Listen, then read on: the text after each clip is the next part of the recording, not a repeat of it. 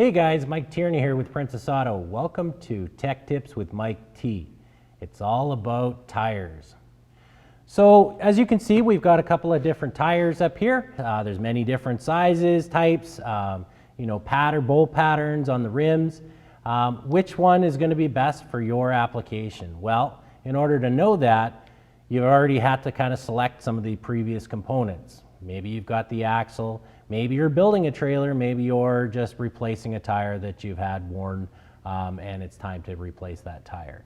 Now, when it comes to tires, there's a lot of options, but specifically you're looking for trailer type tires when you're mounting them on a trailer. Try not to use vehicle tires. Vehicle tires are designed for trucks and cars and SUVs and all of that. But we want to make sure that when you use a tire on a trailer, it's designated as a trailer tire. And you can find that information on the tire itself. So selecting the tire. So do we go with a smaller type tire? Do we go with a larger type tire? Well, that's all going to be depending on your loads, your type of trailer that you already may have or that you're building. You're obviously going to have to be able to find a rim with the bolt patterns that are going to fit the axle that you may already have or you're looking to purchase as building a trailer. But once you get past that point, it's really important to understand the information that's on the tire. So we're going to talk a little bit about what you can expect to see on the tire, and we'll kind of talk about what those numbers and what those codes actually mean. So first off, pretty much any major tire manufacturer is always going to give you the sizing.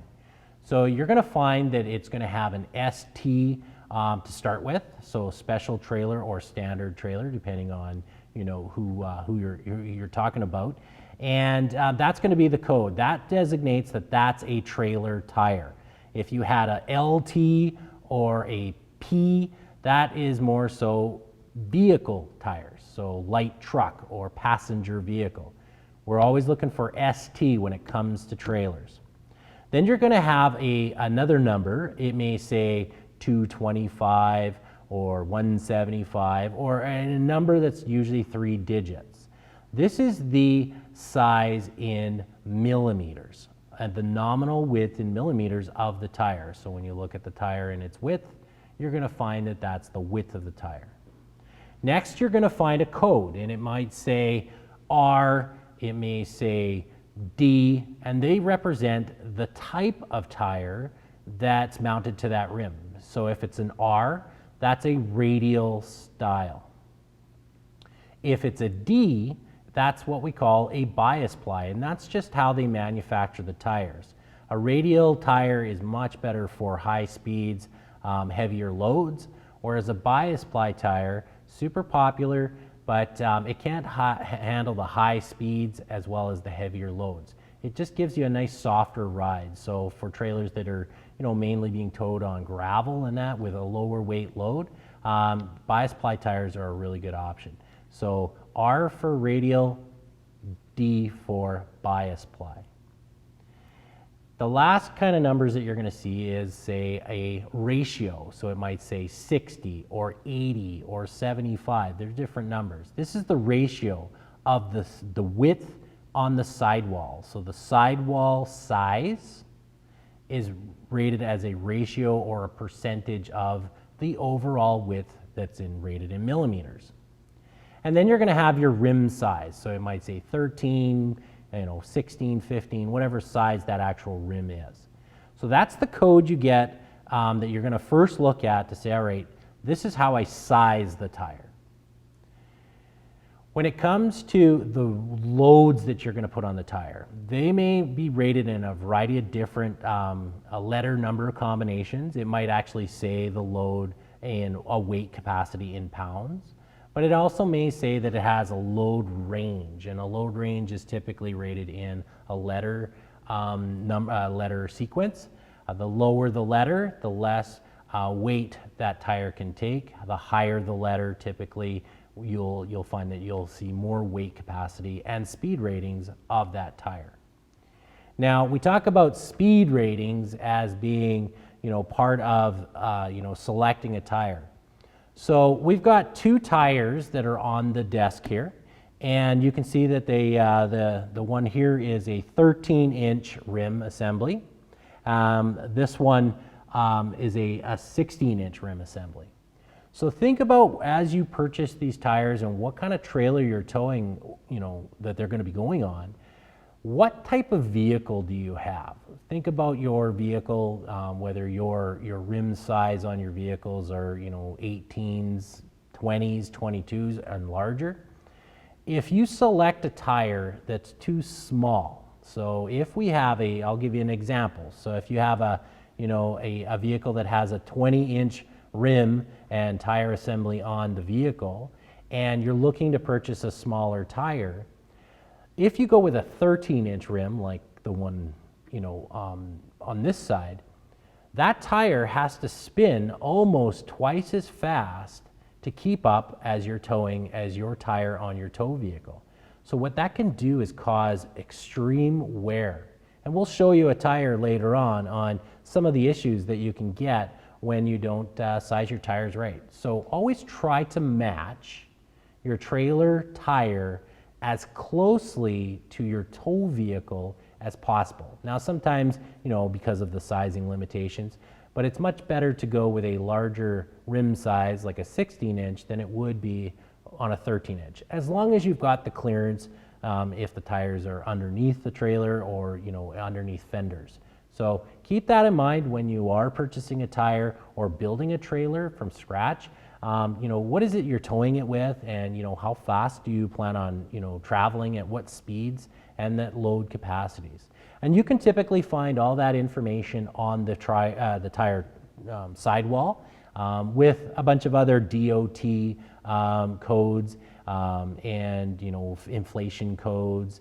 And if you're using a tire in a single axle versus a dual axle, there's different ratings on those tires that they give you. When it comes to a little bit of safety, towing is you got to do that safe, because if you have a tire that's underinflated, overinflated, starting to wear, you want to make sure that you check that out before you head out onto the road, before you load up that trailer. Another big issue that you can run into is if you're replacing one of your tires. You want to make sure that if you replace a tire, you replace it with the exact same sizing and ratings. If it's a little wider, you can start to get a little trailer drag. If it's narrower, that's going to cause the other tire to maybe wear prematurely. A big one is bias ply and radial. So double checking that the R and the D is the same on your trailer versus the tire you're selecting. They must be the same. You never want to tow a trailer with one bias ply and one radial. Always have the same type of tire on the trailer because you will get extreme wear and you can cause blowouts. So just be mindful. Check. We carry accessories like thread depth gauges. They do wear. Unlike a vehicle, they do wear slightly different, but definitely want to be maintaining to make sure that you're not running out of tread. These are not driving style tires, so they have very different treads. On most standard trailer tires, you're going to have the tread equal on both sides. Obviously, you want to mount your trailer rim with the valve stem on the out. You don't want to have that reversed. I'm going to lift up a trailer tire here with something that's really worn.